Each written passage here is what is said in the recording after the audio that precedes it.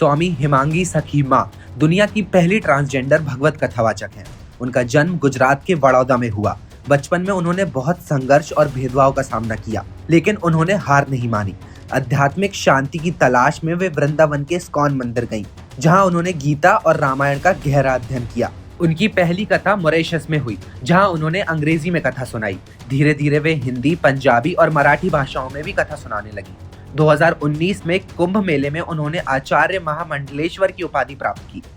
वे LGBTQ समुदाय के अधिकारों और समाज में समानता के लिए काम करती हैं। वक्फ बोर्ड की मनमानियों को देखते हुए महामंडलेश्वर स्वामी हिमांगी सखी माँ ने जल्द से जल्द सनातन धर्म बोर्ड का गठन करने की मांग की है। हिमांगी सखी माँ ने सरकार से अपनी मांग करते हुए कहा कि सनातन धर्म बोर्ड का गठन बहुत वक्त पहले ही हो जाना चाहिए था, लेकिन सरकारों की मुस्लिम तुष्टीकरण के चलते ऐसा नहीं हो सका। उन्होंने सवाल किया कि जब मुस्लिम समुदाय के लिए वक्फ बोर्ड गठित हो सकता है, तो फिर हिंदुओं के लिए सनातन बोर्ड क्यों नहीं है। हिंदू संत का मानना है कि अगर सनातन धर्म बोर्ड का गठन हो गया तो यह मठ मंदिरों की सुरक्षा करेगा।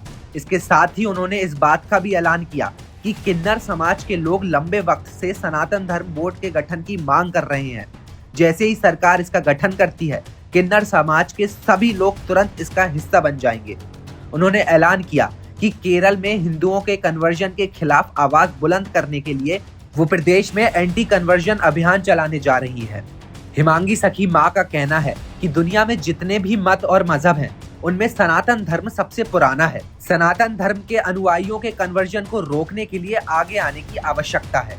हिमांगी सखी माँ कहती है कि ईसाइयों को कन्वर्जन नहीं करने देंगे, उन्हें हम वापस भेजेंगे। उन्होंने श्रीमद् भगवत गीता का जिक्र करते हुए कहा कि उसमें लिखा है, धर्मो रक्षति रक्षिता, यानी कि अगर हम अपने धर्म की रक्षा करेंगे तो धर्म हमारी रक्षा करेगा। साहस से भरा उनका जीवन और उनके जीवन की कहानियां हमें प्रेरणा देती हैं कि संघर्ष के बावजूद सब कुछ हासिल किया जा सकता है।